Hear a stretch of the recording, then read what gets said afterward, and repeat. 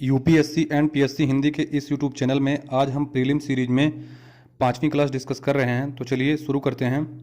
आज का टॉपिक है मूल कर्तव्य। तो मूल कर्तव्य को भाग 4 का में अनुच्छेद 51A के अंतर्गत रखा गया है। ठीक, तो इसको देखेंगे। मूल कर्तव्य को भाग 4 का में अनुच्छेद 51A के अंतर्गत रखा गया है। यह जो है पूर्वी सोवियत संघ से लिया गया था। ठीक, तो यह जो है पूर्वी सोवियत संघ से लिया गया था। सरदार स्वर्ण सिंह समिति की सिफारिश पर 42वें संविधान संशोधन अधिनियम 1976 में इसको जोड़ा गया था। ठीक, आगे देखेंगे। इसमें प्रारंभ में ये 10 थे, लेकिन अभी ये 11 हैं। तो अभी टोटल मिला के ये 11 हैं और 42वें संविधान संशोधन अधिनियम 1976 के द्वारा इसको जोड़ा गया। आगे देखेंगे कि मूल कर्तव्य का उद्देश्य क्या है। तो जो मूल कर्तव्य का उद्देश्य है वह है विनाशकारी व असंवैधानिक गतिविधियों को नियंत्रित करना। ठीक, तो जो मूल कर्तव्य का मेन उद्देश्य है वह है विनाशकारी व असंवैधानिक गतिविधियों को नियंत्रित करना। आगे देखेंगे इसमें हम कि मूल कर्तव्य का पालन नहीं करने पर दंड देने की व्यवस्था नहीं है। ठीक, इसका पालन न करने पर कोई दंड देने की व्यवस्था नहीं है।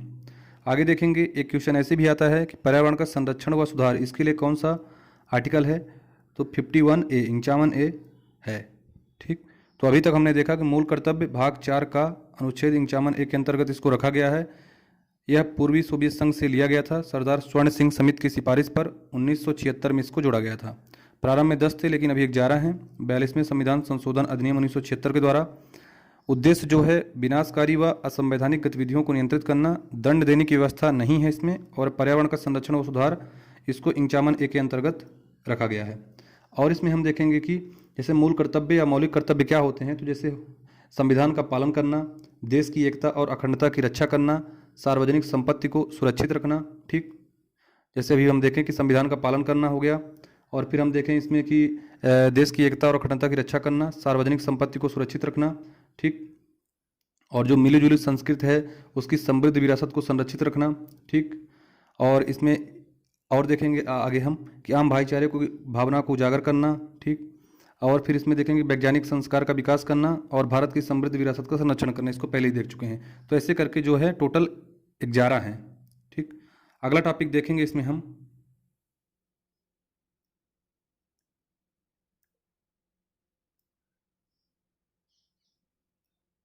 राज्य के नीति निर्देशक तत्व। राज्य के नीति निर्देशक तत्वों को आयरलैंड के संविधान से लिया गया था। तो इसको आयरलैंड के संविधान से लिया गया है। ठीक, आगे देखेंगे इसमें यह भाग 4 में है और अनुच्छेद 36 से 51 के बीच में है। ठीक, तो राज्य के नीति निर्देशक तत्व को आयरलैंड के संविधान से इसको लिया गया है। ये भाग 4 में है और अनुच्छेद 36 से लेकर 51 के बीच में। ठीक, और इसका जो उद्देश्य क्या था राज्य के नीति निर्देशक तत्व का, तो ये भी पूछता है कि संविधान के निर्माताओं के मस्तिष्क व उद्देश्य को प्रकट करता है। ठीक, तो जो राज्य के नीति निर्देशक तत्व हैं यह संविधान के निर्माताओं के मस्तिष्क व उद्देश्य को प्रकट करता है। ठीक, और इसका एक उद्देश्य ये भी है सबसे मेन कि कल्याणकारी राज्य की स्थापना। तो कल्याणकारी राज्य की स्थापना जहाँ पे आता है तो मतलब राज्य के नीति निर्देशक तत्व का उद्देश्य है। और फिर इसमें एक ये भी है कि सामाजिक और आर्थिक लोकतंत्र की स्थापना करना। ठीक, राज्य के नीति निर्देशक तत्वों का जो मेन उद्देश्य है वो ये है कि यह संविधान के निर्माताओं के मस्तिष्क व उद्देश्य को प्रकट करता है। फिर है इसका एक उद्देश्य है कल्याणकारी राज्य की स्थापना करना। ठीक, फिर ये है कि सामाजिक आर्थिक लोकतंत्र की स्थापना करना। ठीक, ऐसा हो गया। आगे देखेंगे इसमें कि इसको बैंक की सुविधानुसार दे चेक किसने बोला। ये क्वेश्चन भी बार बार PCS यूपी PCS की पेपर में आया हुआ है और MP PCS 3 मार्कर में तो इसमें से 3-4 क्वेश्चन बन सकते हैं। ठीक, तो इसमें देखेंगे कि बैंक की सुविधानुसार दे चेक इसको बोला था KT शाह ने। ठीक, आगे देखेंगे इसमें कल्याणकारी राज्य को किस अनुच्छेद में दिया गया है। तो आर्टिकल 38 में इसको दिया गया है। ठीक, तो एक ये हो गया। तो अभी तक हमने क्या क्या देखा। इसको राज्य के नीति निर्देशक तत्व आयरलैंड के संविधान से इसको लिया गया है। भाग 4 में है अनुच्छेद 36 से 51 के बीच में। संविधान के निर्माताओं के मस्तिष्क व उद्देश्य को प्रकट करता है। मेन उद्देश्य है कल्याणकारी राज्य की स्थापना करना और सामाजिक व आर्थिक लोकतंत्र की स्थापना करना। और बैंक की सुविधानुसार देय चेक इसको किसने बोला। तो इसको KT शाह ने बोला। और कल्याणकारी राज्य जो है आर्टिकल किसमें है तो 38 में इसको दिया गया है कल्याणकारी राज्य को। ठीक, आगे देखेंगे हम इसमें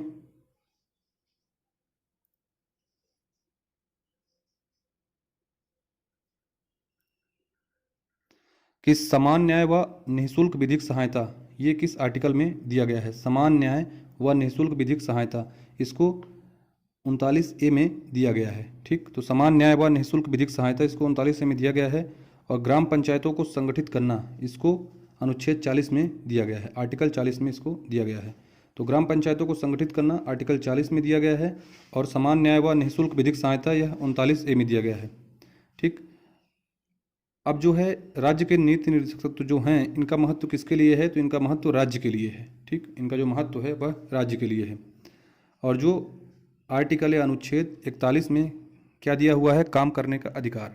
ठीक, ये भी पीसीएस में आया हुआ है। तो अनुच्छेद 41 में क्या दिया हुआ है? काम करने का अधिकार। और फिर इसमें देखेंगे आगे, कुटीर उद्योग का विकास व स्वशासन के रूप में ग्राम पंचायतों का गठन।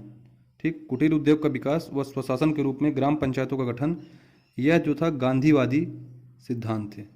ठीक, तो गांधीवादी सिद्धांत में या गांधीवादी आदर्श में दो चीज़ आते हैं इसमें कि नीति निर्देशक तत्वों के दो चीज़ इसमें आते हैं, स्वशासन के रूप में ग्राम पंचायतों का गठन व कुटीर उद्योग का विकास। ये गांधीवादी सिद्धांत के अंतर्गत आते हैं। ठीक, और इसमें एक क्वेश्चन ऐसे भी पूछ लेता है कि समाजवादी जो सिद्धांत है वह किसमें मतलब नीति निर्देशक तत्वों में कहाँ मतलब वर्णित होता है? तो समाजवादी सिद्धांत भी जैसे ग्राम पंचायत का गठन है उसको भी कहते हैं कि समाजवादी सिद्धांत इसमें दिख रहा है। ठीक, तो कुटीर उद्योग का विकास हो गया व स्वशासन के रूप में ग्राम पंचायतों का गठन, या गांधीवादी सिद्धांत या गांधीवादी आदर्श के अंतर्गत ये जो दो नीति निर्देशक तत्व आते हैं और ये समाजवादी में ग्राम पंचायतों का गठन।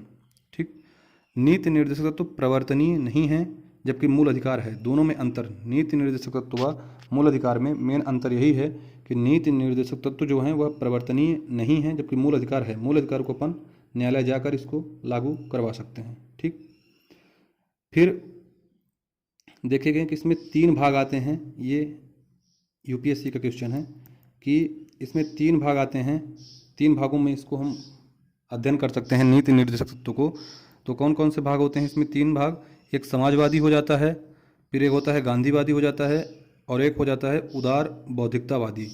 ये मतलब 3 भागों में नीति निर्देशक तत्वों को बांटकर हम अध्ययन कर सकते हैं। ठीक, एक समाजवादी हो गया, एक हो गया गांधीवादी, एक हो गया उदार बौद्धिकतावादी। तो इन 3 भागों में बांटकर हम इसका अध्ययन कर सकते हैं। ठीक, फिर हम देखेंगे इसमें कि राज्य के जो नीति निर्देशक तत्व हैं इसमें अपन क्या क्या आता है। तो जैसे अपन देख सकते हैं कि पोषाहार के स्तर को ऊपर उठाना, ठीक, या कमजोर श्रेणियों के आर्थिक हित को बढ़ाना। फिर आता है कार्यपालिका से न्यायपालिका को अलग करना। इस प्रकार इसके अंतर्गत आते हैं। ठीक, और जैसे अंतर्राष्ट्रीय शांति को प्रोत्साहन, तो अंतर्राष्ट्रीय शांति व सुरक्षा तो आर्टिकल 51A में इसको दिया ही गया है। ठीक, 51A में इसको दिया गया है। ठीक, फिर है 14 वर्ष तक के बच्चों को निःशुल्क व अनिवार्य शिक्षा प्रदान करना। गोवध या गाय का वध निषेध है, क्या कहते हैं। ठीक, ये आ गया। तो ऐसे करके नीति निर्देशक तत्वों के अंतर्गत ये चीज़ें आती हैं। ठीक, अब एक ऐसे क्वेश्चन आता है इसमें कि राज्य के नीति निर्देशक तत्व में क्या शामिल है जो मूल अधिकार में नहीं है। ठीक, तो राज्य के नीति निर्देशक तत्वों में क्या शामिल है जो मूल अधिकार में नहीं है? तो उसको हमको आंसर सही हो जाएगा उसका, कुटीर उद्योग का विकास। ठीक, यह कुटीर उद्योग का विकास राज्य के नीति निर्देशक तत्वों में शामिल है जबकि मूल अधिकार में नहीं है। तो हम इसमें से देखेंगे क्या क्या हुआ। तो समान न्याय व निःशुल्क विधिक सहायता 39A में ये क्वेश्चन बार बार आया हुआ है। ठीक, ग्राम पंचायतों का गठन इसमें आर्टिकल 40 में अनुच्छेद 40 में दिया गया है। ठीक, और इसका जो नीति निर्देशक तत्व है इसका महत्व जो है वह राज्य के लिए है। अनुच्छेद 41 में काम करने का अधिकार जो है दिया गया है। ठीक, और कुटीर उद्योग का विकास व ग्राम पंचायत का गठन, स्वशासन के रूप में ग्राम पंचायत का गठन, ये गांधीवादी सिद्धांत हैं। ठीक, और जो समाजवादी सिद्धांत आता है कि समाजवाद कहाँ दिखता है इसमें, क्या कहते हैं, तो वह ग्राम पंचायतों के गठन में दिखता है। ठीक, और कुटीर उद्योग का विकास, इसी में क्वेश्चन ये भी है कि यह नीति निर्देशक तत्वों में है पर यह मूल अधिकार में नहीं है। ठीक, तो नीति निर्देशक तत्वों में कुटीर उद्योग का विकास है पर यह मूल अधिकार में नहीं है। ये क्वेश्चन भी पीसीएस में आया हुआ है। ठीक, आगे देखेंगे इसमें कि नीति निर्देशक तत्व प्रवर्तनीय नहीं है जबकि मूल अधिकार हैं। मूल अधिकार को लागू कराने के लिए हम न्यायालय जा सकते हैं और इनको लागू करा सकते हैं। ठीक, अब नीति निर्देशक तत्वों को अध्ययन करने के लिए, इनका अध्ययन करने के लिए कितने भागों में इसको विभाजित करके अपन इसका अध्ययन कर सकते हैं। तो इसका है समाजवादी, गांधीवादी व उदार बौद्धिकतावादी। इन 3 भागों में विभाजित करके इसको अपन अध्ययन कर सकते हैं। ठीक, तो इस प्रकार नीति निर्देशकों व मूल अधिकार से आज पूरे क्वेश्चन हो गए। इसमें पीसीएस और यूपीएससी में विभिन्न प्रकार के क्वेश्चन आते रहते हैं, वो बार बार इसमें रिपीट होते हैं। इस क्वेश्चन के अलावा जितने भी क्वेश्चन इसमें दिए हुए हैं, इसके अलावा पढ़ने की ज़रूरत नहीं है। तो आज के लिए इतना सफिशियंट है।